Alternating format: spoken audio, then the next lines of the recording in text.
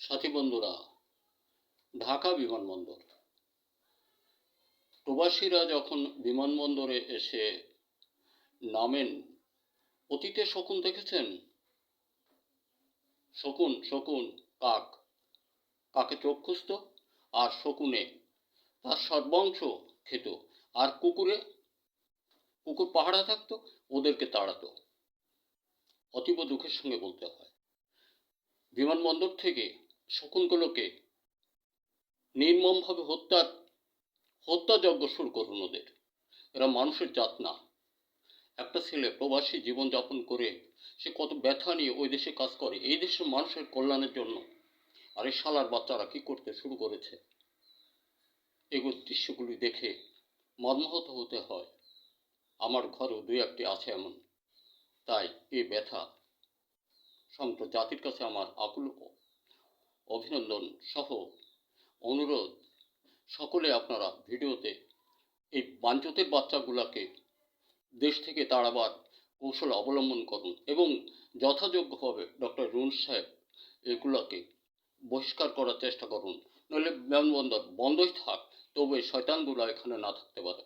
দেশের সকল ছেলেরা, তোমাদের মাঝে হুঁশিয়ারি সংকেত আমি শুধুমাত্র বিতরণ করি। সে এ কারণেই তোমরা স্বরচিত লেখার মতো তৈরি আবিষ্কার গবেষণার সঙ্গে লিপ্ত থাকো আর সংস্কারের সঙ্গে অটুট হাতে যোগ রাখো।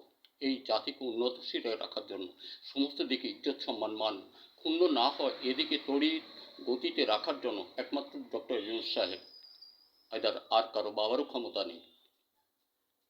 আর দেশবন্ধু কৃষক আমরা যারা আছি সকলেই ফসল উৎপাদনের কাজে লিপ্ত থাকি। দেখুন, আমি 1952-53 সাল হতে 1964-65 মধ্যে আমার বর্তমান সময় মাটি ও ফসল বিষয়ে 18টি পণ্য, বারুদ, মধুবন, মেঘবান, বনশ্রী ইত্যাদি নামে এবং ছোট গল্প, উপন্যাস, প্রবন্ধ, গান, কবিতা লিখতাম এক সময়। আমি সকলকেই অবনত মস্তকে বিনীতভাবে অনুরোধ করি, ছেলেরা তোমরা দেশের প্রতি সদা জাগ্রত হও। সেটা ডক্টর ইউনূস সাহেবের মাঝ দিয়ে। অন্যদিকে গেলে পা ফসকে পড়লে আমাদের মহা বিপদ সম্মুখে আবার আসবে, সেদিন রক্ষা করবার কেউ থাকবে না। এই জন্য ডক্টর ইউনূস সাহেব এখানে তেনাকে রাখতে হবে। এটা সমগ্র জাতির প্রতি আমার আকুল আবেদন, আমরা যেন ভুল না করি। ধন্যবাদ। দেখা হতে পারে আর একটা ভিডিওতে।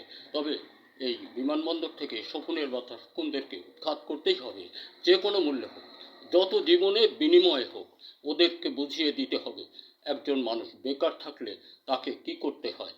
এই বেকার আর যখন ওদেরকে চাকরি থেকে বহিষ্কার করা হবে, ঠিক আগের জায়গায় পৌঁছে দিতে হবে। এর মতো এই অবস্থায় এই লুট করে কত টাকা উপার্জন করেছে, সমস্ত অর্থগুলা এর মধ্যে কি বলে রাজস্বে ফিরিয়ে আনতে হবে। ধন্যবাদ। দেখা হতে পারে আরেকটা ভিডিওতে। এই তো জ্বলন্ত প্রমাণ, এইমাত্র ভিডিওতে পেয়ে আমি আমার ধৈর্য হারায় কথাগুলি বললাম।